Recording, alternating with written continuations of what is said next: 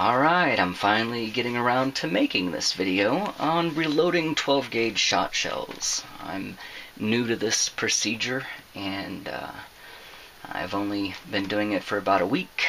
Went out and tested some of the rounds that I've loaded. Wanted to go ahead and do a video on the actual process of loading itself. I've been talking with a lot of people who have a lot of questions on it as well, and if you haven't did this before, you really should look into it, because if you're a shooter, this is every bit of as enjoying as shooting, to me anyway. So let's get started. We're going to take this. This is a clean, once fired 12 gauge shell. This is a Federal, low brass obviously. And what we're going to do is take it through all of the process and stages of taking this empty shell to a reloaded with number 4 buck or with double-aught buck. We haven't decided just yet. Now, here's the thing. I know there's a lot of presses that are available to do this and lots of equipment. And those have their value for sure. I am doing this with the Tool and Dowel method, the old school method with the hammer. And this is with a Lee loader. It's not even available anymore. It is, I guess, the old antique way of doing it. But having spent a good month on the internet at least, doing my homework on, the various ways of doing this, I didn't see this till the last one, and I was like, hey, I'd seen all the presses before. I had seen the process, and I saw the good and the bad with all of it. And when I saw this, I just thought, well, hey, this is not only, in my eyes, more simple.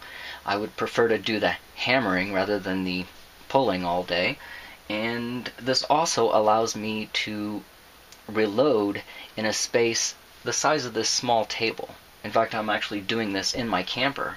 So I'm essentially able to load or reload anywhere and have all my supplies in a bag that can easily be thrown over the shoulder. So this is why I've chosen to do it this way, and maybe after you see it you'll be better informed on if this is something you'd be interested in doing. So enough chatting, let's get started. We've got an empty shell and it is needing to be primed.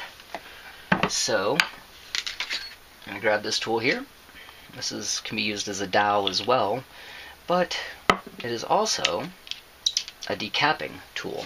Now obviously these are decapped. That means they're deprimed. When you first take a shell that you're going to pick up off the ground or that has been fired, it's going to have the old primer in it, and you would need to get rid of that. So I've already done all these obviously, but I'm still going to show you how it would work if you were needing to deprime.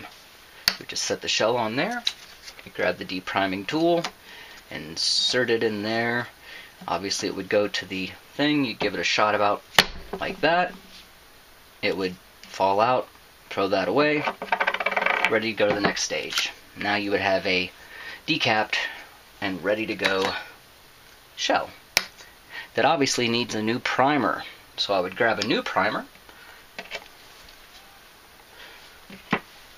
grab this priming tool, insert it there, check it to make sure it's flush, and now you have a primed shell that is ready for powder. So next thing we do, grab our scale. Now generally I do these in an assembly line fashion, meaning I will prepare 30 or 50 shells or however many I want to do. I'll prepare all those up to this point where they are ready to be powdered, and then I will sit and I will powder them all, and I'll show you that process as well. But generally I don't do these one at a time. I'll prime 50 of them, and then I'll go do something else, and I'll come back, and now it's time to powder them, and I'll go do something else, I'll come back. I do this in stages generally, but obviously we're going to take this one to completion if I don't throw it away first. So now we're ready for some powder using Winchester Ball WSF Super Field, which has been good powder as far as I'm concerned.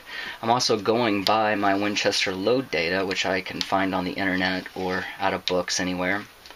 I know that these require 27.5 grains for what I'm loading in shot.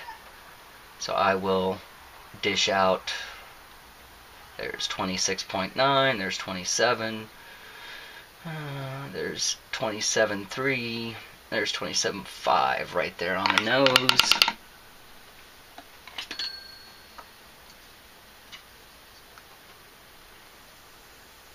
You might be able to hear the rain gently tapping down on the skylights, which means it's a great day for reloading shells. So there, now we have a powdered shell.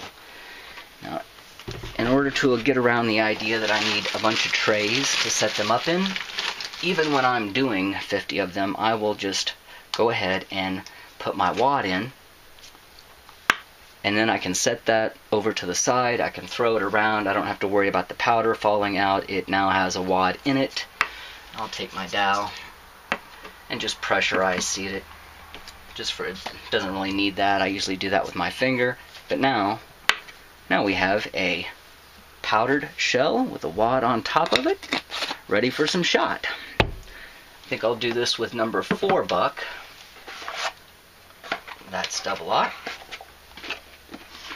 This is number 4.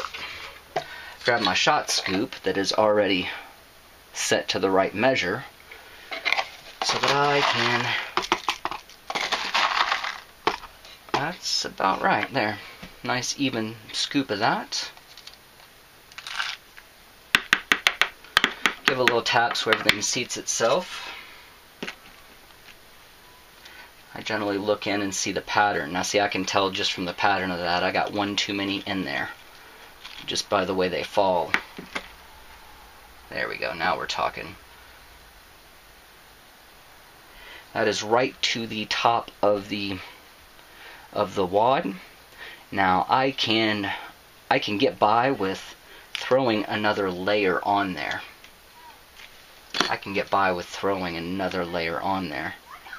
And still get a nice crimp out of that. So I will do that, throw in just 7 more to give it another top layer. And there we go. Now we have a shell that has been powdered, has the wad, has the shot, and we are ready for, actually one more of those in there. Count 7, Chad. Excellent. Boom. Now we're ready to go. Last stage, of course, is to make that final crimp. This is a crimping and resizing tool. This is going to go over top of your shell. I generally like to start it like that. I'll give it a good tap. I like to give it a moment to resize that brass or metal casing at the bottom. It also begins the crimp, so that if you look at it, you can see the star crimp is beginning. Sometimes these star crimps will crimp just beautifully, other times they will not look so great. Both of them work. Now we're ready for the final stage of the crimp. Insert the dowel on top, give it a nice couple of taps. After you do it for a while, you can feel how deeply it seats. I can tell that needs another shot. A couple good hard ones. I can also tell this is going to be one of those shells that didn't crimp well because of that extra layer I put on top. Had I not did that, it would have been a lot nicer. But give it a couple hard shots, and still you've got yourself number 4 buckshot load. That is not very pretty, but sure is effective. And that's it. That is the process from beginning to end. Again, I will generally do this assembly line function, and I'll prime 50 of them, then I'll powder them all, put the wads in, dump my buckshot in, put it in a box, and on the shelf. Now, again, this was my fault for adding an extra layer. I know this happens when it does it, but that's okay. I can still keep an eye on it, and if it comes up at all, give it another good shot.